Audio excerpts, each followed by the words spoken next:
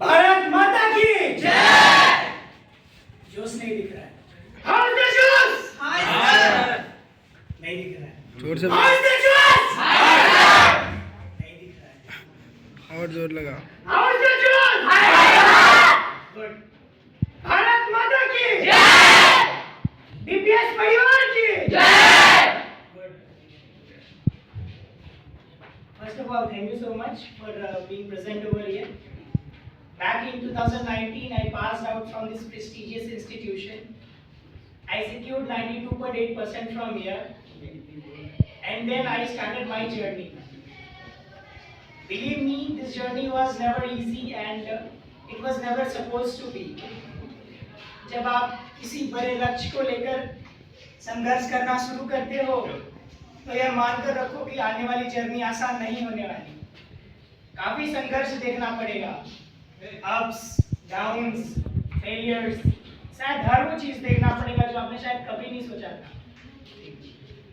जब तक आप यहाँ से 10th पास आउट करोगे, एक आपको अच्छा नींव मिल चुका होगा, एक अच्छे संस्कार मिल चुके होंगे आपको, एक अच्छी फाउंडेशन तैयार हो चुकी होगी आपकी। उसके बाद शायद आपका संघर्ष शुरू होगा। मुझे अभी भी याद है, मैं इसी में से किसी बेंच पर बैठकर, शायद पिछले वाले बेंच पर अपने दोस्तों के साथ बैठा करता था। काफ़ी अच्छे मोमेंट्स थे वो, मेरे जीवन के शायद गोल्डन मोमेंट्स थे जो मैं शायद कभी नहीं भुला पाऊंगा। अभी भी मैं अगर अपनी आंखें बंद करूं तो शायद मुझे अभी भी वही मस्तियाँ याद आएंगी जो अपने दोस्तों के साथ बैठकर किया करता था। अभी भी वही डांट याद आएगा जो मैं अपनी टीचर से सुना करता था। अभी भी वही अच्छी शिक्षा याद आती है, वही अच्छे संस्कार याद आते हैं, वही अच्छे मोमेंट्स याद आते हैं। So believe me, this journey was never easy and it should never suppose to be. Why I am telling this? अगर आप किसी बड़े लक्ष्य को लेकर मन में उसके बारे में सोचकर जब आप उसको पाना चाहते हो, तो बहुत सारी कठिनाइयाँ आएंगी, बहुत सारी। मैं रामधारी सिंह दिनकर जी की कुछ पंक्तियां आपके समक्ष रखना चाहूंगा कि सच है विपत्ति जब आती है कायर को ही दहलाती है, सूरमा नहीं विचलित होते, क्षण एक नहीं धीरज खोते, विघ्नों को गले लगाते हैं, कांटों में राह बनाते हैं, संकट के चरण ऐसी है कि सूलों का मूल नसाने को, बड़ खुद विपत्ति पर छाने को, मानव जब जोर लगाता है पत्थर पानी बन जाता है। आपको लगता होगा पत्थर कैसे पानी बनता है? शायद ऐसे पत्थर पानी बनता है, आपके संघर्षों से पत्थर पानी बनता है। आपने जब मन में ठान लिया कि मुझे करना है, 1 अटेम्प्ट्स लगे, 2 अटेम्प्ट्स लगे, 3 अटेम्प्ट्स लगे, शायद मुझे जिसे 13 अटेम्प्ट्स लगे, I never back down from I always push my self कि ऐसा क्या है जो मैं नहीं कर सकता। मैंने मन में ठान लिया I want to become a lieutenant into the Indian army. अब कैसे नहीं बनूंगा? क्या कमियां रह गई मुझ में? देखूंगा, सुधार करूंगा। Every day I will fight, in the morning I will get up, prepare myself up that I have to get it. काफी संघर्ष देख लिए, बिलीव मी। स्टूडेंट था, अभी नाउ आई कैन प्राउडली से I am a man. I fought for 13 attempts. I fought because I knew that I have to do it. I knew that my teachers have the expectations from me. I knew कि जो अच्छे संस्कार मिले वो मुझे टूटने नहीं देंगे, जो अच्छी शिक्षा मिले वो मुझे कभी गिरने नहीं देंगी। कभी ना कभी तो वो दिन आएगा जब मैं एक मौका दूंगा आप सबको, जब आप गर्व से कह सकेंगे कि ये हमारा स्टूडेंट है, ये हमारा। I would like to elaborate a bit on my journey. यहीं से शुरू की थी अपनी जर्नी। उन्हीं दिनों में वो फाउंडेशन तैयार हुआ था, उन्हीं दिनों में ये लक्ष्य बनाया था। सर ने बताया, बीच में मैंने आईआईटी के भी एग्जाम दिए। I was getting the top NIT college, NIT Trichy, but I rejected, twice I rejected, because मैंने यहाँ से सोच लिया था कि I have to do something different. I can be the part of that crowd. नहीं रह सकता मैं। I don't want to be an average people. अगर मुझे कुछ अलग करना है तो शायद मेरा संघर्ष भी अलग होगा। शायद आएंगी परिस्थितियां जो मुझे तोड़ेंगी, लेकिन शायद मैं खुद को नहीं टूटने दूंगा। 13 अटेम्प्ट हो जाए, 20 अटेम्प्ट हो जाता, मैं फिर भी लड़ता रहता। क्या नहीं कर पाऊंगा मैं? क्यों नहीं कर पाऊंगा मैं? क्या कमियां रह गई मुझ में? आई रिमेंबर द लाइन्स, मेरे पापा कहते हैं कि खून का कतरा कतरा बेच देंगे तुम्हारे लिए, और क्या चाहिए। ऐसे मुझे याद है, मेरा इससे पहले मैं सेलेक्ट हुआ था आर्मी के इंटरव्यू में, but I got medically rejected that time. I still remember, मेरी मम्मी ने अपना जेवर रखकर मुझे पैसे भेजे थे ताकि मैं मेडिकल क्लियर कर सकूं, बट आई गॉट रिजेक्टेड। शायद वही मोटिवेशन है ना, जो लोगों के अच्छे वो बातें जो रहती है, वो इतने मोटिवेशन आपको मिलता है। आसपास देखते हो, पेरेंट्स को देखो स्ट्रगल करते हुए, आप एक बार देखो तो सही, आपके पापा मम्मी आपके लिए कितना संघर्ष करते हैं, आपके गुरुजन आपके लिए कितना कुछ करते हैं, शायद बहुत कुछ करते हैं आप ही के लिए ना, आपके अच्छे भविष्य के लिए। वो चाहते कि आप अच्छे पद पर जाओ ताकि उनका मान सम्मान बढ़े। मुझे अभी अच्छा लग रहा है ये सब कहने में कि मैंने कुछ तो अच्छा अचीव कर लिया, लेकिन ऐसे नहीं हुआ ना ये। I had to push myself every day, I had to challenge myself. ये नेचर आपको खुद में डेवलप करना पड़ेगा अभी से। That never giving up attitude, the famous lines of John Cena, never give up, ऐसे नहीं आता, वो आपको नेवर गिविंग अप यहाँ से लाना पड़ेगा। कैसे नहीं होगा, अरे बोर्ड ही तो है, एग्जाम ही तो है, क्यों नहीं क्लियर कर पाऊंगा, क्या कमियां रह गई मुझमें, सुधार करूंगा। मैं अभी भी कुछ मंत्रास बताता हूँ जो मुझे मेरे पापा कहा करते थे अपने स्ट्रगल के टाइम पे। 2 मंत्र, पहले अग्र सोची सदा सुखी, हमेशा पहले सोचो। आपने रतन टाटा जी के बारे में सुना होगा, he was the gem of our country, see what he did, what he has done for our country. बहुत कुछ किया उन्होंने अपने देश के लिए। वो हमेशा यही कहते थे कि पहले सोचो, अग्र सोची सदा सुखी, पहले खुद को मेक योर ब्रेन कि मुझे ये करना है, फिर कैसे नहीं होगा। सेकंड मंत्र जो मैं हमेशा अपने पापा से सुना करता था, दूरदृष्टि, इरादा पक्की, कड़ी मेहनत और आत्मविश्वास। खुद पे वो दूरदृष्टि रखो कि मुझे कुछ तो अच्छा अचीव करना है। शायद आप वो वीर का पार्ट नहीं रह सकते हो, आपको जीवन में वो नहीं, शायद मुझे ऐसा लगता था कि शायद मैं जीवन में वो नहीं कर सकता जो एवरेज पीपल करते। मैं नहीं मानता हूँ कि मैंने कुछ बहुत बड़ा अचीव कर लिया है, लेकिन मुझे मेरे दिल से आवाज आती थी कि शायद इस भीड़ से हटके मैं कुछ करूं, ताकि आने वाली पीढ़ी के लिए मोटिवेशन रहे कि शायद हमारे पीछे किसी भैया ने किया ना, इसी बेंच पर बैठकर मैं भी प्रिपरेशन किया करता था, यहीं से डांट सुनता था, यहीं से पिटाई खाता था, काफी अच्छे मोमेंट्स मैंने भी यहीं से किया ना, तो आप लोगों में से कोई क्यों नहीं कर सकता। फिर मैंने वो विजन रखा, दूरदृष्टि। शायद एक लीडर की सबसे बड़ी क्वालिटी यही होती है, you have to aim big. Normal चीजें सोचो, कोई दिक्कत नहीं है, लेकिन अचीव हमेशा बड़ा करना है, ये मैं हमेशा सोचता था। दूरदृष्टि एंड इरादा पक्की, मजबूत इरादा बनाओ, एक बार ठान लिया तो ठान लिया। लाइन में है ना कि जब आंखों में अरमान लिया, लक्ष्य को अपना मान लिया, फिर क्या मुश्किल और क्या आसान, जब ठान लिया तो ठान लिया। ठान लिया था मैंने, लगेंगे अटेम्प्ट, दूंगा, रोऊंगा, चीखूंगा, चिल्लाऊंगा, दोबारा गिरूंगा, दोबारा उठूंगा, पूरी मेहनत, दोबारा साहस दिखाऊंगा, लेकिन जीत के तो आऊंगा एक मैच। यही था, यही मजबूत इरादा था मेरा। आपने great captain Vikram Batra sir के बारे में सुना होगा, परमवीर चक्र मिला है उन्हें, क्या दिलेरी दिखाई थी उन्होंने, क्या मजबूत इरादा दिखाया था उन्होंने। सामने 1000 दुश्मन खड़े, अकेला वो बंदा लड़ता रहा, लास्ट मैन लास्ट बुलेट। उनकी लाइंस भी सुनी होगी, live by chance, love by choice and kill by profession. उन्होंने वो इरादा पक्की दिखाई वहां भी।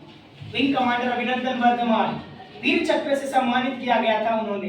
पाकिस्तान के कैप्टिविटी में 48 घंटे रहे थे वो, लेकिन शायद पाकिस्तान के किसी भी नेता या किसी भी सैनिक में वो दम नहीं था कि अभिनंदन वर्धमान की आंखों में आंखें डालकर वो बात कर सके।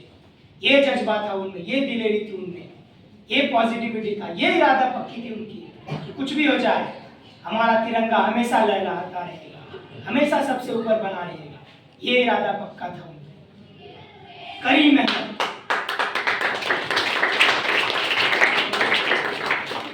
कड़ी मेहनत करना पड़ेगा, no alternative of hard work, अभी से करना पड़ेगा, यहीं से वो फाउंडेशन तैयार होगा।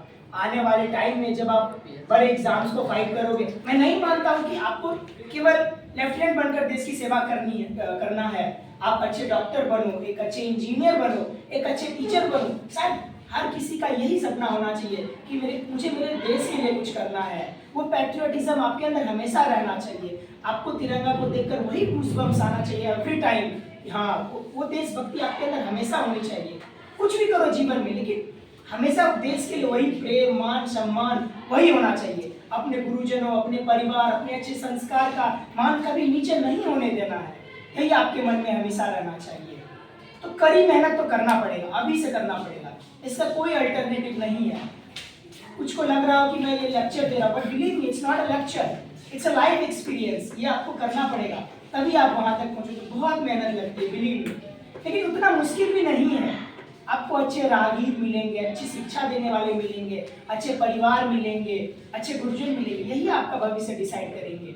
मुझे आज भी उन शिक्षकों के नाम याद है, अभी तक हर एक मोमेंट्स याद है, हर एक चैप्टर्स याद है जो उन्होंने मुझे पढ़ाया था। चैप्टर्स में भले भूल जाऊं, लेकिन वो सीख याद है मुझे अभी भी।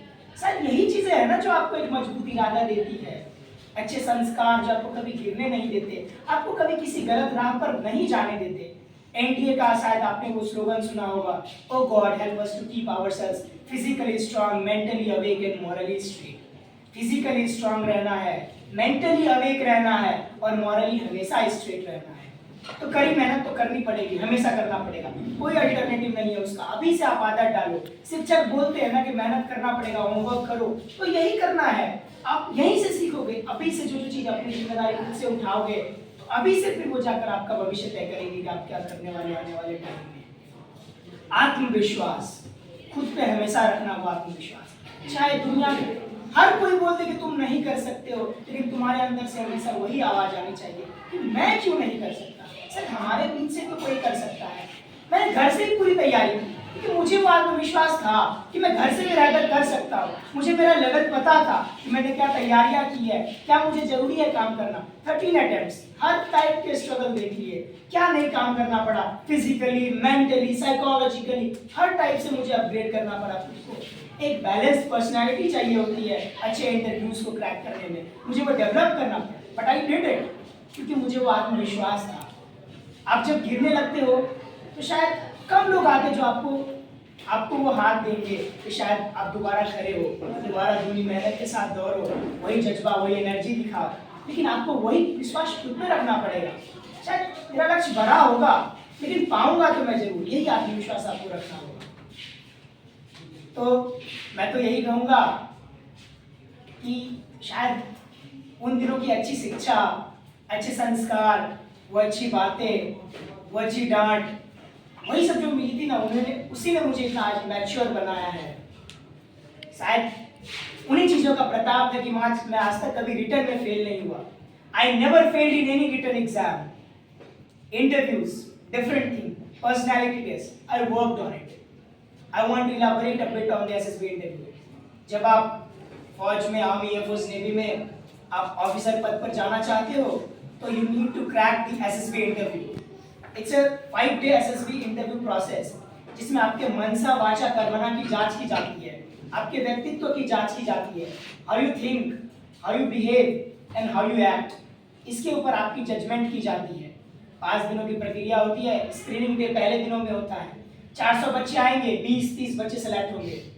I got rejected in screening many times. 6 times I failed in the screening portion. उसमें रीजनिंग का टेस्ट होता है और picture perception and discussion test होता है। I failed in that. I realise कि मुझे कहाँ काम करना है। खुद पे काम किया, ऑनलाइन क्लासेस ली, घर से तैयारी किया, भैया के साथ मैं प्रिपरेशन करता था। अरे भैया भी मेरे साथ प्रिपरेशन करते हैं, उन्होंने भी इतने रिटर्न दिए, इतने इंटरव्यूज दिए, बट इंटरव्यू में थोड़ा उनका रह रहा है।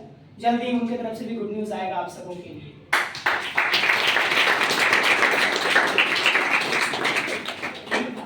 लगा रहा, कंटिन्यूअसली शिद्दत से लगा रहा, जो अच्छी चीज़ें यहाँ पे सीखी उन्हीं को इम्प्लीमेंट करता रहा। उसके बाद फिर आपका जो बाकी 4 दिनों की प्रक्रिया होती है, उसमें इंटरव्यू होता है। 1-on-1 एक senior colonel, brigadier rank officer आपका इंटरव्यू लेंगे, आपसे इंटरेक्ट करेंगे 40-45 मिनट्स। आपके बारे में हर वो चीज़ जान लेंगे, आपके स्कूल के बारे में, आपके दोस्तों के बारे में, आपके परिवार के बारे में, आप क्या जिम्मेदारियां घर पे बाहर उठाते हो, आपका अवेयरनेस कैसा है, फिटनेस लेवल कैसी है। 15 ऑफिसर लाइक क्वालिटीज होती है जो वो आपके अंदर एसेस करते हैं। Reasoning ability, organising ability, determination, courage, sense of responsibility, stamina, confidence, ये सारी इनिशिएटिव, ये सारी चीज़ें आपके अंतर्गत जांच की जाती है। इंटरव्यू एक होता है जीटीयू, आपको ग्रुप के अंदर उसमें परफॉर्म करना पड़ता है। एक होता है साइकोलॉजी, जो आपके मंशा की जांच की जाती है कि आपका सोच कैसा है। इन बेसिस पे आपका फिर फाइनल रिजल्ट आता है 5वें दिन। मैं इन इन सबको पार करके दोबारा सेलेक्ट हुआ। पिछली बार मेडिकल में आउट हो गया था। Unfortunately they told me that you are having the restricted range of motion. Khan sir के बारे में आपने सुना होगा, खान सर के बारे में आपने सुना होगा। ही यूज्ड टू से कि उनका हार्ट टेढ़ा था, ही गॉट मेडिकली रिजेक्टेड। मेरा भी हार्ट टेढ़ा था, मैंने काम किया, फिजियोथेरेपी ली, कानपुर गया, अनालजिया, 1.5 month of hell. I literally been through hell. 6 feet doctor used to come and give us the physiotherapy. लटके रहना पड़ता था, बढ़ती तब जाकर हाथ ठीक करवाया। I got restricted range of motion, मेरा हाथ पूरा खुलता नहीं था। I worked on it. Physiotherapy ली, उसको भी ठीक करवाया। They told me that you had piles. I got it operated. This time again I appeared for the medicals. I got 2 kg overweight. Rest all medicals I cleared. I got 2 kg overweight. इसी road पर NH31 पर मैं दौड़ता था, NH 107 पर यहीं दौड़ कर जाता था, इधर खारोधार तक यहीं दौड़ कर साइकिल चलाकर मैंने वेट कम किया। मेडिकल में दोबारा अपीयर हुआ। I got declared medically fit. और जो सबसे बड़ा इंतजार था शायद इस लम्हे का, मैं बहुत दिनों से इंतजार कर रहा था। 21 अक्टूबर की शाम 6:09 पर वो फाइनल मेरिट लिस्ट आया and I am blessed. I got all India.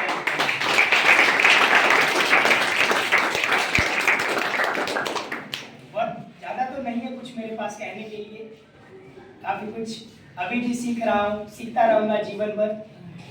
यही है कि सर आप कुछ ना कुछ ले सकते हो मेरे भी संघर्ष से। कुछ ज़्यादा उम्र नहीं हुई कि मैं बहुत ज़्यादा ज्ञान दूँ आपको, लेकिन संघर्ष तो किया है यार, इतने कम उम्र में बहुत संघर्ष किया है। यही था कि सबका आशीर्वाद बना रहा हमेशा, अच्छे संस्कार मिले, अच्छी शिक्षा मिली। सबका उम्मीद था कि यार तू कर लेगा, एक दिन थोड़ा टाइम लगेगा लेकिन जीत के आएंगे। तो शायद यही वो लम्हा था जिसका मैं बेसब्री से इंतजार कर रहा था। Thank you so much.